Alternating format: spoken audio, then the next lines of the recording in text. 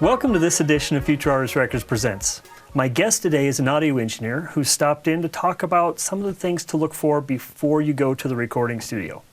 Futurartist Records presents Bret Batterman. Thanks, Bret, for coming in today. Thanks for the invitation. You bet, you bet.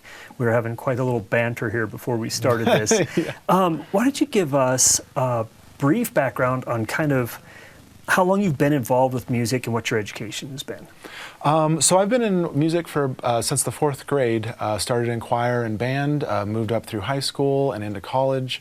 Worked in radio for quite a while through college at 2 different places, Clear Channel, at a Clear Channel cluster, as well as at my college radio station.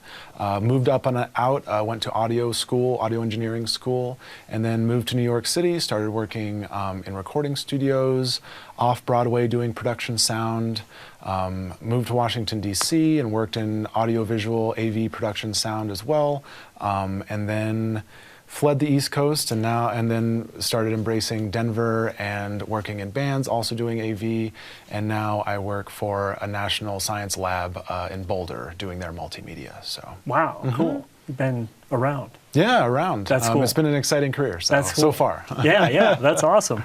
Now you've worked, you just mentioned some of the unique demographics you've been in.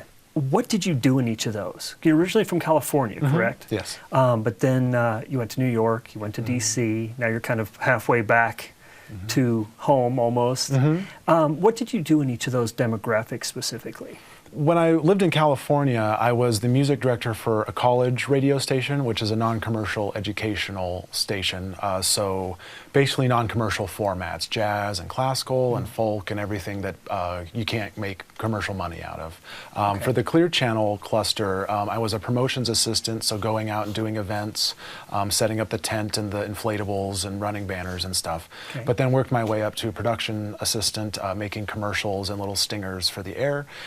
And worked up to on-air, which was doing, a shift, full-time air shift, overnights. So I was on the air I would usually show up at 10 p.m., voice track out my shift, which means record all my breaks. And then once that was done, I would start making commercials for the next day or for, whatever was on the list. Right.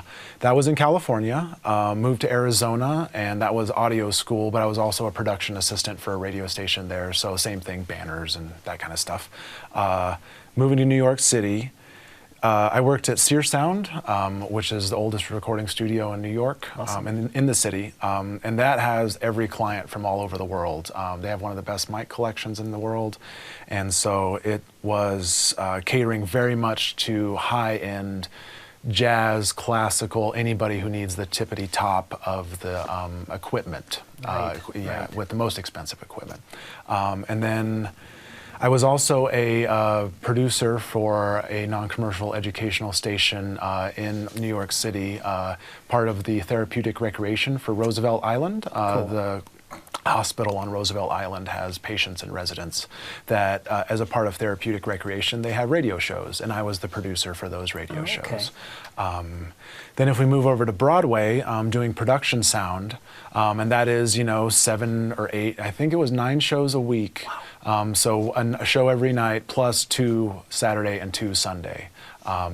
So I would be doing the production sound, which is running the mixing console, playing sound triggers and everything like that during the show. Right. And that was fantastic, regular old entertainment for New York tourists and citizens alike. And then stuck there in New York City for a while, moved to an off-Broadway theater where I was doing production sound for everything from Broadway reviews to burlesque shows, aerial acts. Margaret Cho did The Sensuous Woman there, her burlesque show. And then and everything under the sun, anything that was kind of a smaller production, we could handle there. Cool. Once we moved to DC, commercial AV production is much different than anything that I had done previously, and yet still kind of the same. I'm still just running microphones and pushing sound out speakers. Right. So I started working for PSAV, which is the largest audiovisual company, I think, in the world now through acquisitions. Yeah, they do. They have stuff everywhere. And I was stationed at the Willard Intercontinental, which is on Pennsylvania Avenue. It's where Lincoln stayed after he won the second election. And it's they wrote Battle Hymn of the Republic there. So it's a historic landmark and stuff. And I got to work with everybody, you know, the cabinets, vice president, president, you know, first lady, lots and lots of dignitaries, foreign dignitaries. It was quite a treat. And then moved out after PSAV lost the contract at the Willard. I moved out to the Wardman Park, which is out by the zoo in Washington, D.C., and that has a 3,200 seat ballroom that I was the audio engineer one for. Wow. So we would be doing big events. I think Michelle Obama's Right Now Move, or Let's Move Now or something. She did a campaign event for us there. Okay.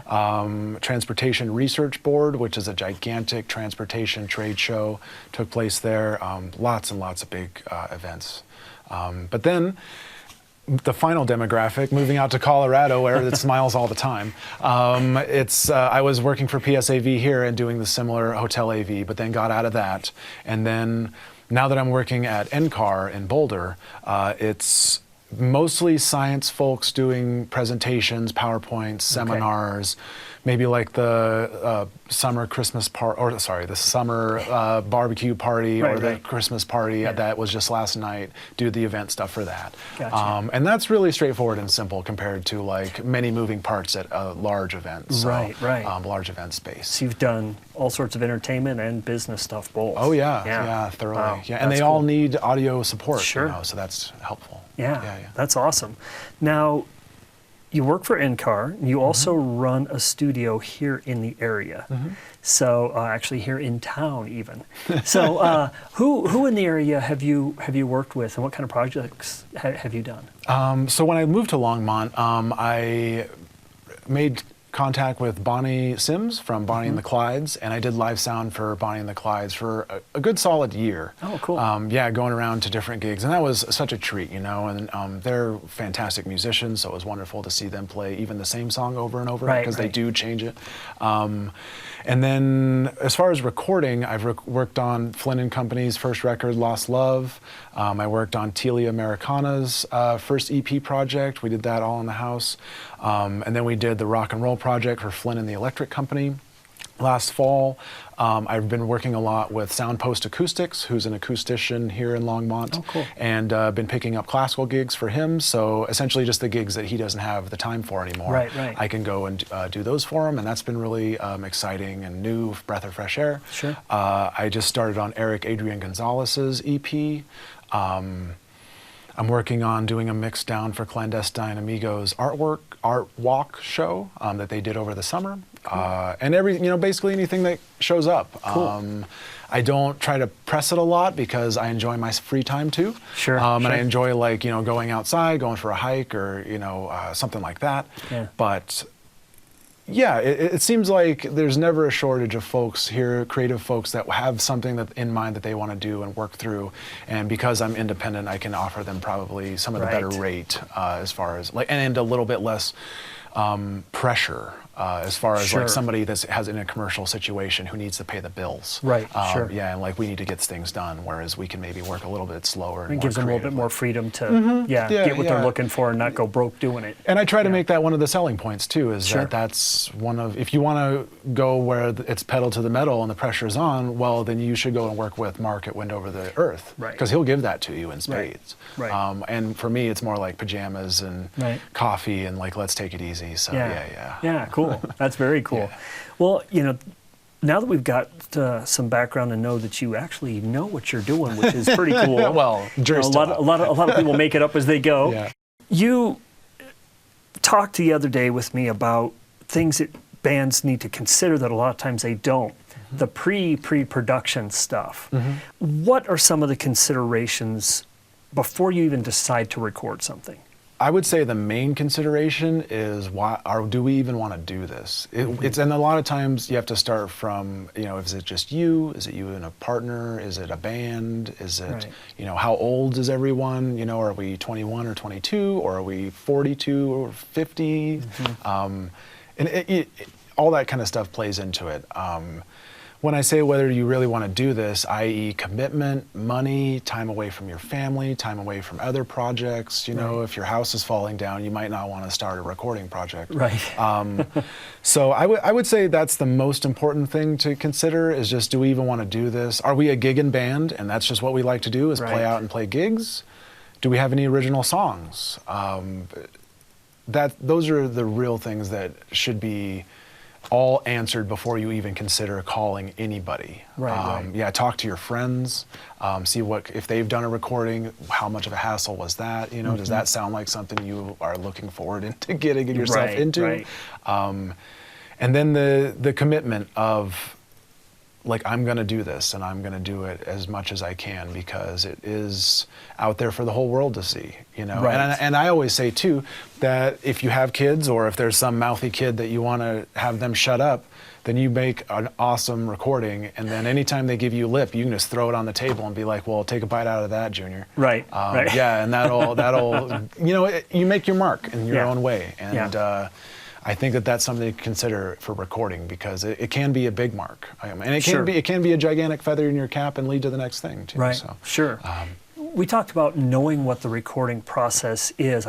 I know from my experience, I knew roughly what the experience was, but there are a lot of things you aren't ready for when you go in. So knowing the process is important. What can you do as a band who's going in for the first time to learn what those processes are so that you're prepared?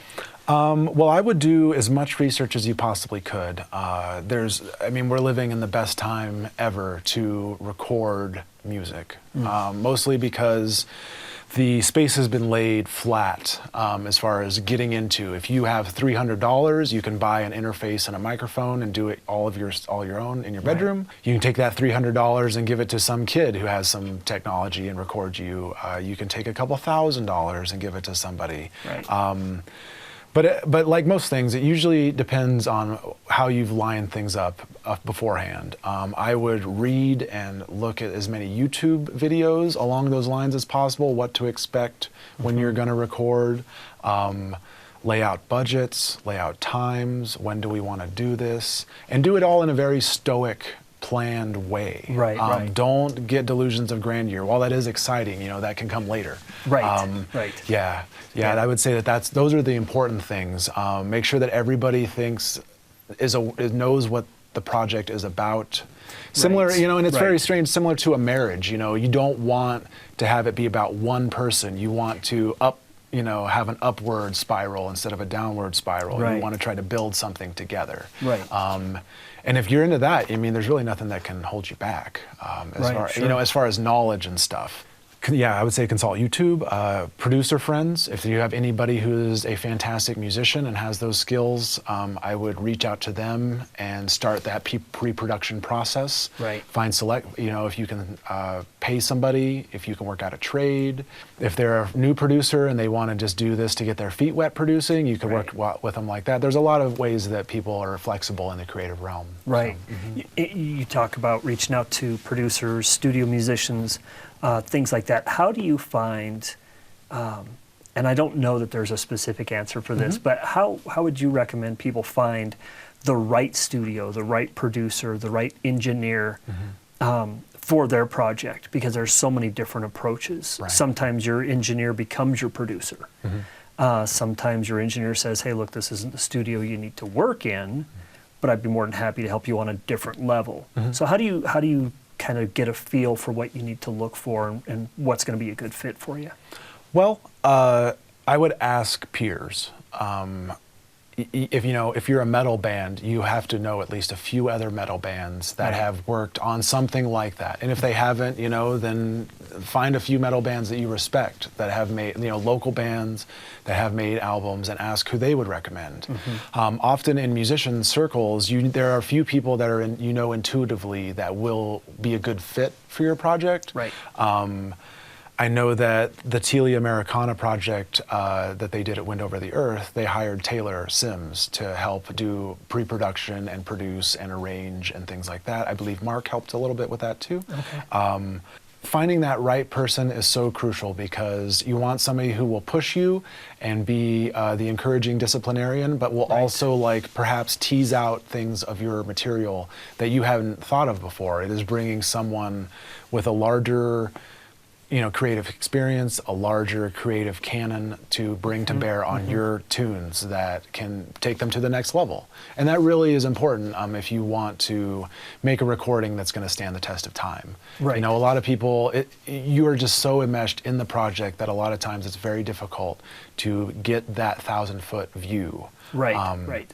So finding those kinds of things. Do you want a large studio? Do you have $10,000 to blow and go somewhere, for 2 weeks to record? I mean, there's recording spots that are specifically tailored to be vacation spots. You go to like Jamaica or somewhere, or you pinch your pennies and go to a local studio and work there, and then save the money to spend on something else.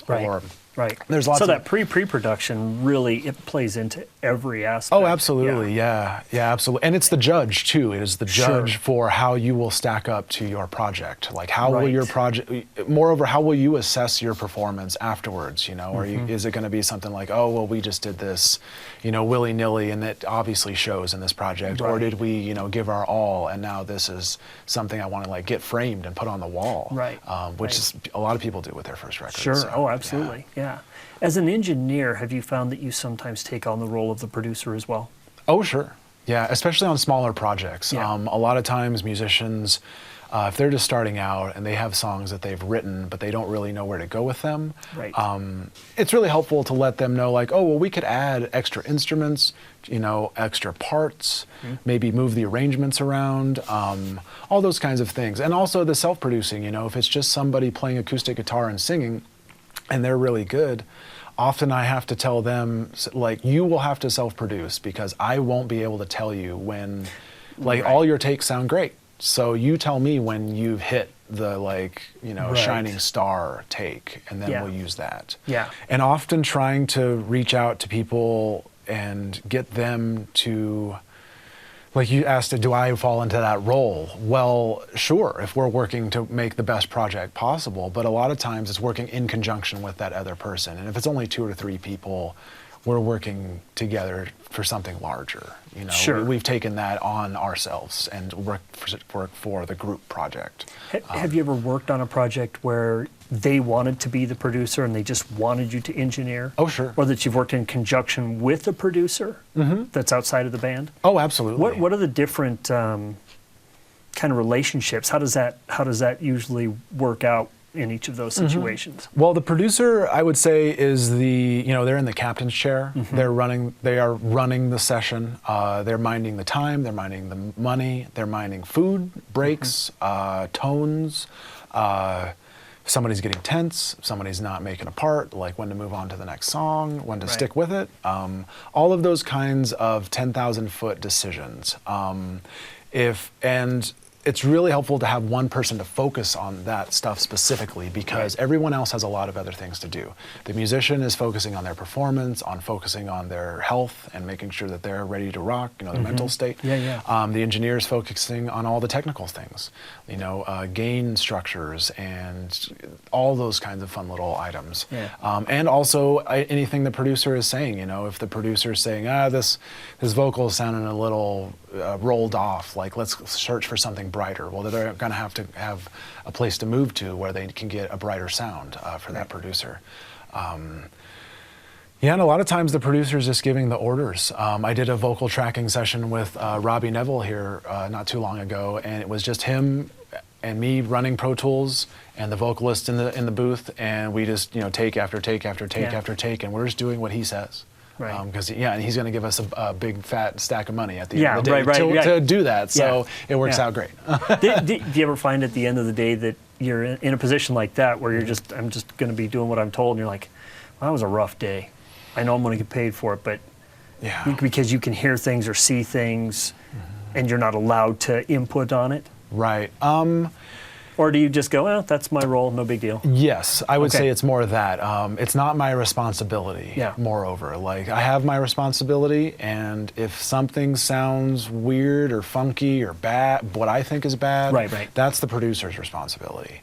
That being said, if I'm in that role, if I'm assuming that role, I'm the only one in the control room, and like I said with Adrian Gonzalez, it's just me and him.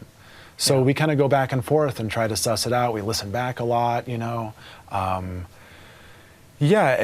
try to keep both of those hats on at the same time. Obviously, it's a lot easier when you're not having to deal with, Metallica or somebody out in the booth. Yeah. But, and that being said, that's why there are these wonderful producers that can do these things, keep things loose, keep things humorous, to keep the mood light, and then also crack the whip when that has to happen. Right, so. right. Yeah, that can be a challenge, I'm sure. Now, you had mentioned producer's role and food and tension and all that stuff.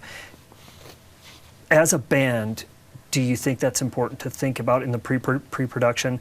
The communication with the band, making sure they get breaks, making sure that they compromise when they're in the studio, making sure there aren't any distractions, somebody playing video games on their phone, but also making sure that they're having fun while they're doing it, that they're being absorbed into the project to give it the best that they can.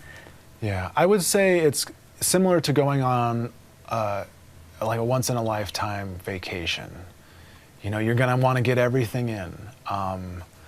One of the phrases, you can sleep when you're dead. Right. It's very cliche, but it's absolutely true. Yeah. And I would approach that along the same lines as the recordings, because you never know if you're going to be back. And you never know if this project could be the one. And by the one, I just mean the one that you hold in your mind as like, this is the mark I left on planet Earth. Right. As whatever. You could have 10 kids, but you look back on the record. It's interesting to talk about, when you're going in as a band, a lot of times bands don't think about... Right, getting immersed, that's what we're talking about. Yeah, and oh man, I'm hungry. Well, nobody else has even thought about that yet, so do we need to take a break and eat? Right. Do I consider that, or do I just go, let's push through it because we've only got an hour and a half left? Sure. I would, like I said, make the most of it, get family involved. If it's five guys in a band and they're making a rock record, it's like, well, maybe somebody should cater some pizzas, or maybe somebody should, get the families to make a picnic style, and get in the right mental space for it. There's lots of ways to do it. Take a walk together, go on a camping trip together. Try to get yourself as locked in as you possibly can into what you're doing in the moment. Making sure your instruments are all in order. Like you said, minimizing distractions. There should be a rule where there's no distractions at all, no cell phones allowed, no extra people around, groupies or whoever is just, soaking up oxygen. It's very, I would say the best stuff comes from focus. Focus in on it like a laser and concentrate. Try to be your best selves, be there for each other, be there for the bandmates. Be giving, give from, it's for free, you can be there and be supportive to each other. And that works. It's surprising how much it works, because it's so difficult. We all suffer from crippling self-doubt, and a lot of times when you record, you think you sound terrible. Just because you haven't heard yourself back before. You haven't heard yourself played back before. And it is very different. Oh, it's shockingly different. It's hearing yourself when you're doing it. Stomach-turningly different. It is. Yeah, especially if you haven't experienced it before, it will be a revelation. It's like a slap with a wet fish. It kind of is sometimes, it really isn't it? is. Yeah. I would say even if it isn't, you could be Whitney Houston and it doesn't matter. Yeah, it doesn't matter, because it's not. It's unnatural. It is unnatural to hear yourself back to yourself outside of your head. Now, I've been in a couple situations where the studio had like a break room outside of the control room. Do you try to always keep the whole band in the session so they're all kind of a witness to what's going on? Or, talking about giving people breaks and allowing for refocus and things like that, having a situation where one member, hey, I'm not going to be on for an hour and a half for my part, I'm going to go out and get a cup of coffee or watch a TV program or whatever, so I can kind of reset. What kind of preference do you usually have, and what do you find works best? I usually try to leave it up to the band. The band or the producer or whatever, if it's a very tight-knit group, then they're going to want to all be there and all going to want to have opinions and things and feedback into the process. That being said, if you are, you know, tone hunting with a drummer for a day or 2 days, you know, if you're really like sinking in that deep, a lot of times people can get really bored with that stuff because it's very nitpicky and very, you know, and a lot of times you're searching for something that only one person has in their head, most of the time the producer. And so it is helpful to have something like a little lounge area where people can take a break. Being close to somewhere where they can grab a coffee or go get a lunch or just take a walk around the block, throw a football around in the parking lot or something. That all helps a lot. That's why those big end studios have 10 acres oh, sure. around them. Well, and they'll have all those options. And they'll have a full-blown, you know, video game room with PlayStation and Xbox, you know, VR, like the whole 9 yards, ball pits, and you know, all that kind of stuff. Just because it works, you know, ping pong tables and all that stuff does encourage camaraderie and teamwork as well. You know? Right. Yeah, it serves a lot of purposes. Yeah, and really it's encouraging like the human side to come out, like the scared side that you're always afraid to let show. Yeah. Well, now it's time to let that flag fly. Yep. You know, and if it means like, you know, have an Entenmann's cake cut up into bite size so somebody can just come along and put 2 pieces of cake in their mouth and go back into the studio because sometimes you're working on something and you've consumed all your calories and now you're having a fall off and you need to eat. You just need sugar to get back into your bloodstream so you feel like a human again. That's all really important and important to be aware of yourself, but like I said, the producer is usually on that kind of thing. If I'm in that role and I'm at the desk, I try to keep it on like break schedule, 2 hours, 4 hours, you know, let's take a breather. Ear fatigue is something to pay attention to with engineers, as well as with the band, you know, if they're out there shredding on Marshall stacks. Especially if they're having trouble, I'm guessing, you know, sometimes you can go in and do something in 1 take or 2 or 3 takes, and other times you're on take 10 and you're like, I don't even know what I'm playing anymore. Exactly. And a lot of that has to do with prep. You know, have you played this solo and you know exactly what you're going to play every time? You know, that's why Randy Rhoads can triple track his solos, is because he knows exactly what he's going to play. It's all mapped out. Yep, he already knows. And he's, you know, amazing. So. Well, you know, that helps, that right? Helps. Yeah. So what is your favorite part of the studio process? Because you're a musician yourself, you've been an engineer, you've been a producer. So what is your favorite part of the whole thing?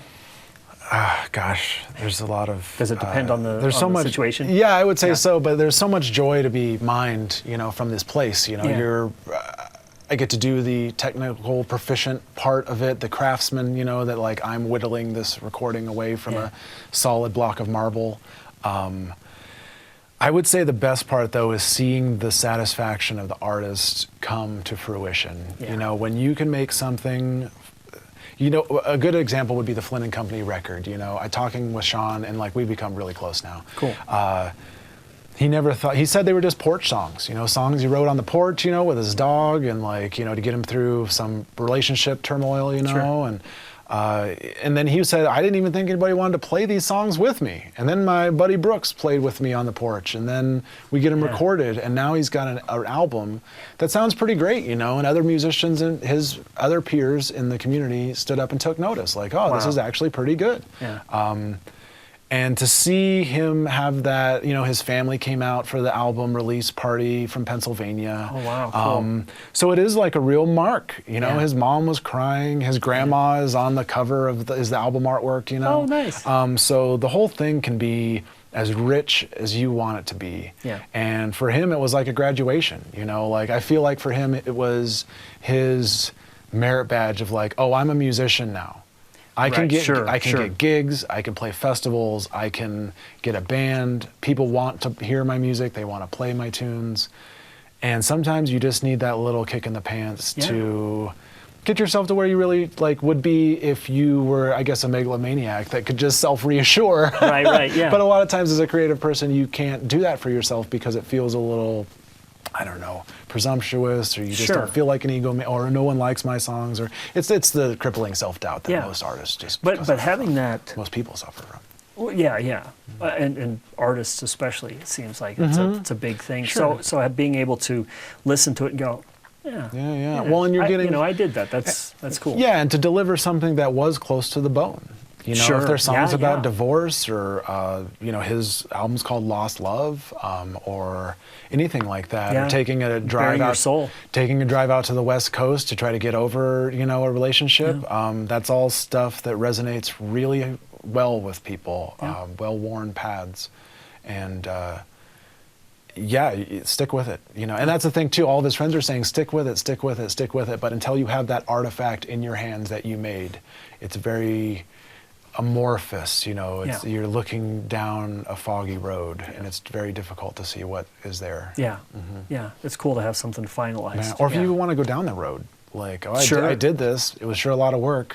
I Right. don't really want to do that again. Right, Yeah, right, or right. like, oh, I keep wanting to doing this because I got that boost, or Yeah. I really love doing this, Yeah, or something. and sometimes it opens up a whole nother avenue. You're like, oh wow, now Oh, I've got this absolutely. idea, and yeah. Well, and for in sure. Flynn's case, he, you know, went electric, and now he's got, you know, a rockin' band, one of the Yeah. rockin'est bands in town. Wow, so, you that's know, cool. that's a real, and it's a real treat for him, you know, like it's kind of a disbelief every day for him. Right. To hear him say it. But, you know, they're doing great. You know, they rock Wibby and Left Hand and Bootstrap and everything, you know, they're rocking. So. Cool, very cool.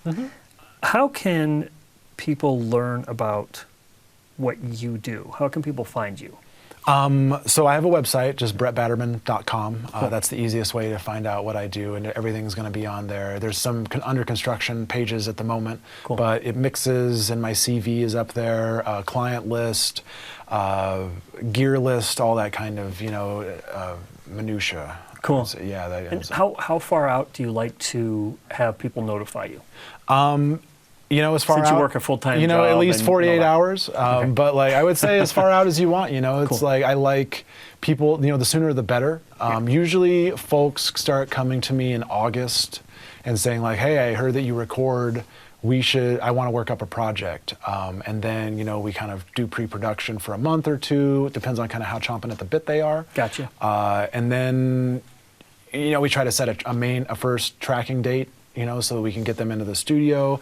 If they're novice in that aspect, then we can at least roll tape and see if they want to do this at all. Right. You know, or if they need to have personal lessons for a month.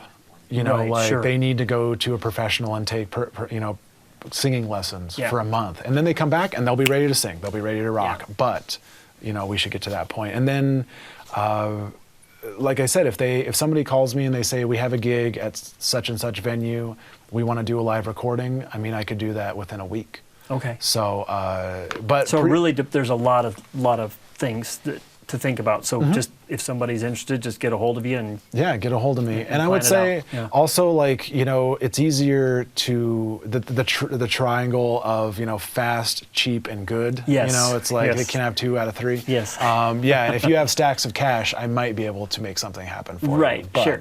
I don't necessarily like to work that way all Right. the time. Yeah. Yeah. Yeah.